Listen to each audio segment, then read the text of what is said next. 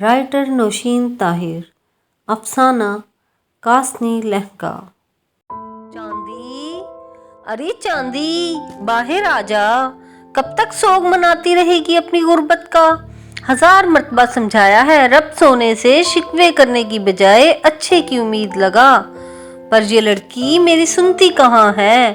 اب کی بار اس کی ماں نے پہلے سے زیادہ سخت لہجے میں آواز دی تو چاروں ناچار چاندی کو کمرے سے باہر آنا پڑا. کیا ہے اماں؟ رضیہ بیگم کی نظر اس کے چہرے پر پڑی تو وہ دل ہی دل میں دکھی ہو گئیں اور اپنا سارا غصہ بھول کر ان کے لہجے میں چاندی کے لیے پیار آ گیا. ادھر آ، میرے پاس بیٹھ. کیوں جی کو جلاتی ہے اور کیوں رو رو کر اپنی اتنی اچھی آنکھیں خراب کر رہی ہے؟ دیکھ کتنی لال ہو رہی ہیں اور ذرا سی دیر میں کتنا سا منہ نکل آیا ہے. اماں نے اس کے سر کو سہلاتے ہوئے کہا. چاندی نے ماں کو دکھی ہوتے دیکھا تو دل ہی دل میں خود کو ڈانٹنے لگی. میں بھی جھلی ہوں جو اپنی فضول خواہشوں کے پیچھے اپنی سہنی ماں کو پریشان کر دیتی ہوں. اماں کے بس میں ہوتا تو میری خواہش پوری کرنے سے بڑھ کر کیا تھا ان کے لیے. اماں تو پریشان نہ ہو، میں وہی جوڑا پہن لوں گی جو تو نے اتنے شوق سے منگوایا ہے. بس نیلی سے کہنا کام اچھے سے کرے اور میرا جوڑا بالکل شہری جوڑوں کی طرح تیار کرے. رقیہ بیگم چاندی کی بات سن کر مسکراتے ہوئے کہنے لگیں. تو بے فکر رہ، میں نے اسے پہلے ہی تاکید کر دی تھی کہ میری بیٹی کے جوڑے میں کوئی کمی نہ رہ جائے. وہ آج کل میں ہی تیار ہو جائے گا تیرا جوڑا. کل جب میں نیلی کے گھر گئی تھی نا تو تھوڑا سا کام باقی تھا. اور چاندی اب تو پریشان نہ ہونا، جب تو دکھی ہوتی ہے میرا دل بڑا دکھتا ہے. میرا بھی بڑا مان تھا کہ اپنی رانی بیٹی کو اس کی مرضی کا جوڑا دلواؤں، پر تجھے پتا تو ہے تیرے ابا کی بیماری پر بھی کتنا پیسہ اٹھا، اور اب شادی کا خرچہ ایک کمانے والا ہے. چھوٹی سی مزدوری میں ہم غریب اپنی خواہشیں کیسے پوری کر سکتے ہیں؟ وہ دکھی لہجے میں بولی. اماں کیوں دکھی ہوتی ہے؟ اب میں نے کہہ تو دیا میں وہی جوڑا پہن لوں گی جو تو نیلی کو کام کرنے کو دے کر آئی ہے. اماں کیا فرق پڑتا ہے، لہنگا پہنوں یا جوڑا؟ چاندی آنکھوں میں آئی نمی کو مسکراتے ہوئے صاف کرنے لگی. بڑی سیانی ہے میری لاڈلی، رقیہ بیگم نے اس کا ماتھا چومتے ہوئے کہا. ہاں اماں، سیانی ہوں بھی اور نہیں بھی، چاندی نے دل ہی دل میں کہا اور پھر ماں سے مخاطب ہوئی. اماں میں اوپر والے کمرے کی صفائی کر آؤں، پھر پروہنے آنا شروع ہو جائیں گے. اتنا بکھیرا سنبھالنا مشکل ہو جائے گا. یہ کہہ کر چاندی چھت پر چلی آئی تھی اور چھوٹے سے کمرے میں موجود فالتو سامان باہر نکالنے لگی.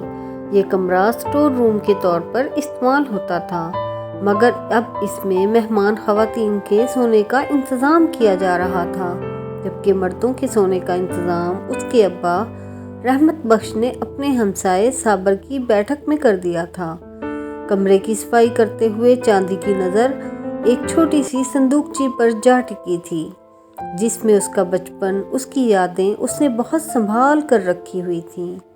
اور پھر وہ جھاڑو وہیں فرش پر پھینک کر اس صندوقچی کو کھولنے لگی، اور پھر جیسے ہی لکڑی کی صندوقچی کا ڈھکن کھلا اس کی نظر اس میں لیٹی اپنی گڑیا پر ٹھہر گئی جو لال جوڑے میں دلہن بنی، رنگ برنگے موتیوں کا زیور پہنے.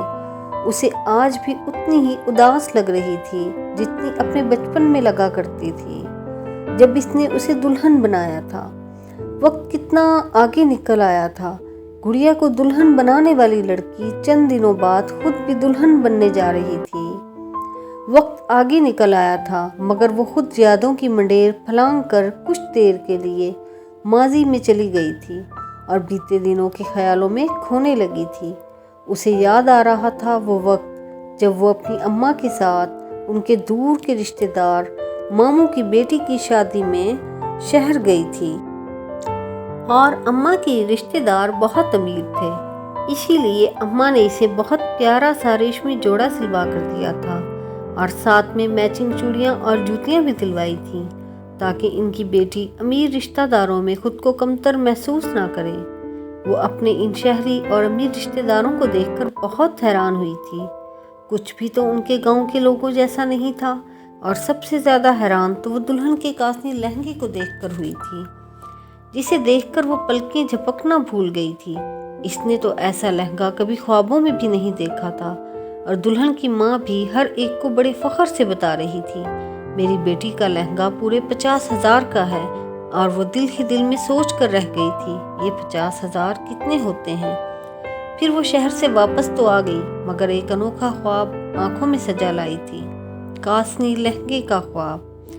اس کا دل کاسنی لہنگے میں اٹک گیا تھا، اور پھر جب اس نے اپنی گڑیا کو دلہن بنانے کا سوچا تو کاسنی لہنگا اس کی آنکھوں میں آ کر ٹھہر گیا، اور پھر اس نے اپنی گڑیا کے لیے کاسنی لہنگا بنانے کی بڑی کوشش کی، مگر اس کی قسمت گاؤں کی اکلوتی درزن کے پاس بھی اسے پیارا سا کاسنی کپڑا نہ ملا، اور پھر اس نے مایوس ہو کر اسے لال جوڑا پہنا کر دلہن بنایا تھا، اور پتہ نہیں کیوں اسے ایسا لگ رہا تھا کہ اس کی گڑیا خوش نہیں ہے اور وہ بہت اداس ہے۔